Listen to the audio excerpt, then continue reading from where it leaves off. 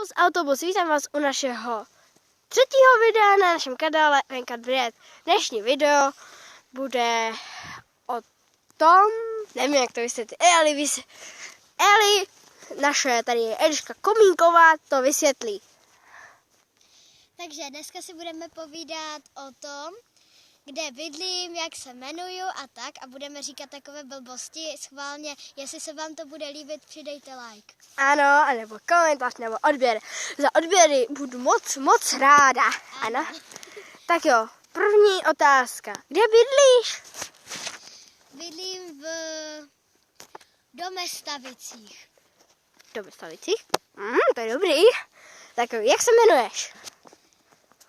Akodaria. Dobré. Kolik ti je let? 3 miliony. Dobré. Mě už to dochází z členství. Tak jo. Jaké máš ráda zpěváky?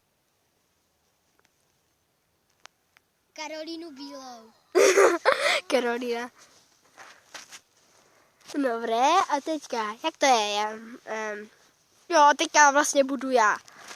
Teďka mě Eliška bude natáčet a ona mi bude dávat ty šílené otázky.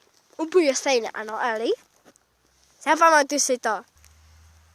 Tak máme tady Kaču a ta nám řekne. Kačo, kde bydlíš? Na Merkuru. Jak se jmenuješ? Selena Gomez.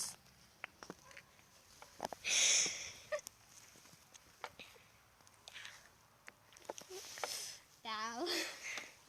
Upej se. Nemusí to být úplně přesné, i když jsem to říkala, ale nemusí to být úplně přesné. Tak jo. Tak řekni nám, máš doma domácího mazlíčka? Mám mimozemšťana. Mimozemšťana, který se jmenuje Pou. Pou. No tak to je teda fakt dobrý jméno pro mazlíčka, že? No, Ještě takového mimozemského. Dokážete si to představit? Ano, dokážu. S čím si ráda hraješ?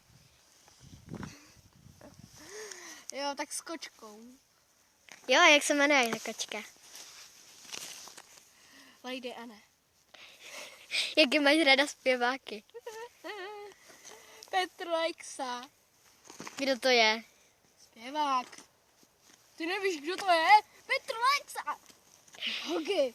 A je to zpěvák ze Suzy. Tak jo, dobře, končíme. Tak jo, čtvereček, jo?